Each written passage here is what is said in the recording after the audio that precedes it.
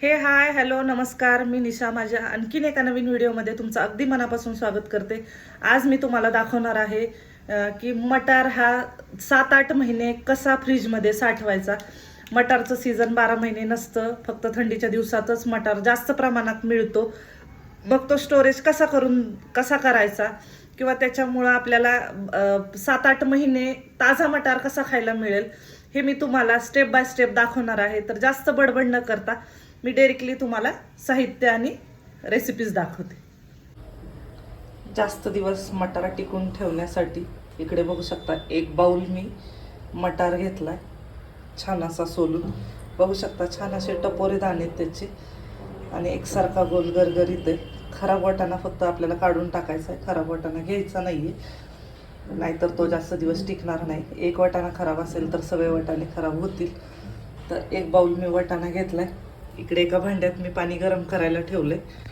आता पाण्याला छान अशी खळखळून उकळी येऊन द्यायची आणि उकळी येत असतानाच आपल्याला ह्याच्यात चिमूटभर मीठ घालायचं आणि चिमूटभर साखर घालायची आणि छान असं पाण्याला खळखळून उकळी येऊ द्यायची. शकता इकडे छान अशी पाण्याला उकळी आली आणि या स्टेजला आपण हा बाउल भरून घेतलेला वाटाणा घालून घेणार आहे.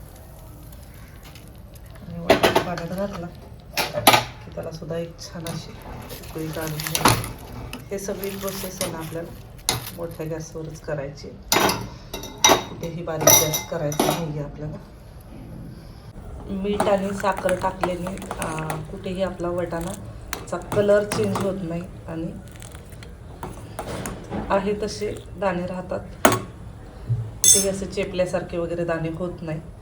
बघू शकता मी 2 ते 3 मिनटं याला असंच पाण्यात राहू देणार आहे उकळीच्या. गॅस मोठाच आहे, गॅस मोठा करूनच आहे मटारचा सीझन तर फायदा घ्यायलाच पाहिजे ना. फ्रोझन मटार तर आपण वर्षभर खातोच जेव्हा मटार नसतो तेव्हा, पण मटार आहे आणि तो स्टोरेज करूनही ठेवू शकतो, म्हणजे 5-6 महिने, मी तर म्हणते वर्षभरही टिकतो हा मटार.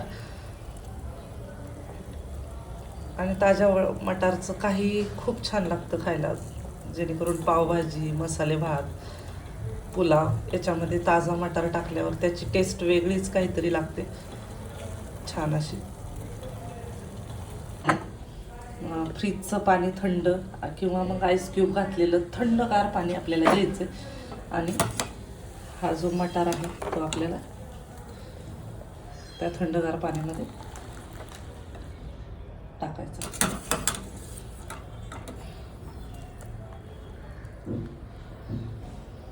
आता सगळा मटार मी त्या पाण्यातून बाजूला काढून घेतला आणि इकडं आईस क्यूब असलेल्या किंवा फ्रीजच्या थंडगार पाण्यात टाकलाय. मटार जास्त वेळ गरम पाण्यात ठेवायचं नाही आपल्याला, मटार शिजवायचा नाही आहे आपल्याला, मटार फक्त ब्लांच करून घ्यायचा आहे.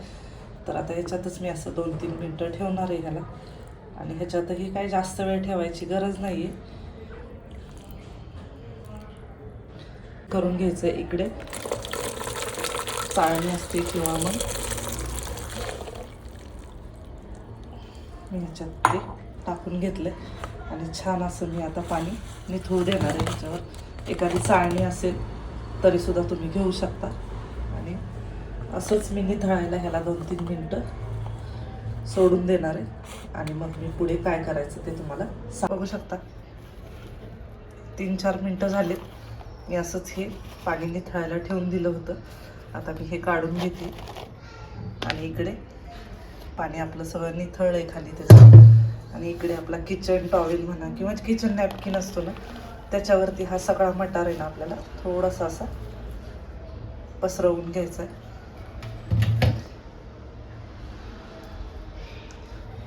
जेणेकरून आहे ना ह्याच्यातलं पाणी सगळं निघून जाईल. जास्त काही दाबायचं नाही आहे, फक्त हलक्या हाताने आपल्याला ह्याच्यातलं तो कोरडा करून घ्यायचा आहे. जास्त कोरडा नाही झाला तरी काही हरकत नाही, फक्त प्रेस करायचं नाही, दाबायचं नाही आहे. बघू शकता किती छान सुंदर असा जशाच तसा कलर आहे आणि जशाच तसे आपले दाणे टपोरे दिसतात. ते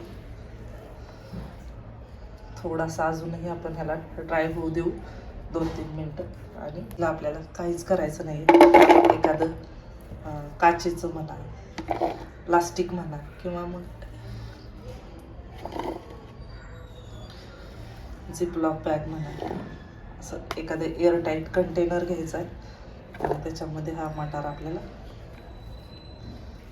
भरायचा आहे. बघू शकता मी एअरटाईट कंटेनरमध्ये असा वाटाणा भरून घेतला आहे आणि त्याला मी आता छान असं झाकण लावून घेणार आहे आणि फ्रीजरमध्ये ना की फ्रीजमध्ये ह्याला स्टोरेज करायचा. 2-4-5 महिने तरी ह्याला काही होत नाही. वर्ष राहिला तरी ह्या वाटाण्याला काहीही होत नाही. जर तुमच्याकडं कंटेनर नसेल, काचेचा नसेल, प्लास्टिकचा नसेल, काही टेन्शन घ्यायचं नाही.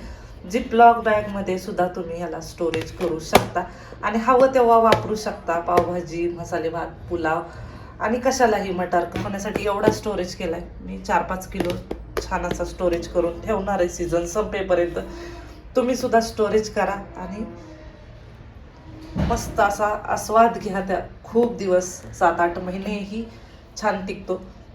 तर कसा वाटला हा व्हिडिओ नक्की कमेंट करून सांगा आणि व्हिडिओला एक लाईक करायला विसरू नका आणि चॅनलला सबस्क्राईब करा. भेटूया आपण एका अशाच नवीन व्हिडिओसोबत. तोपर्यंत बाय बाय.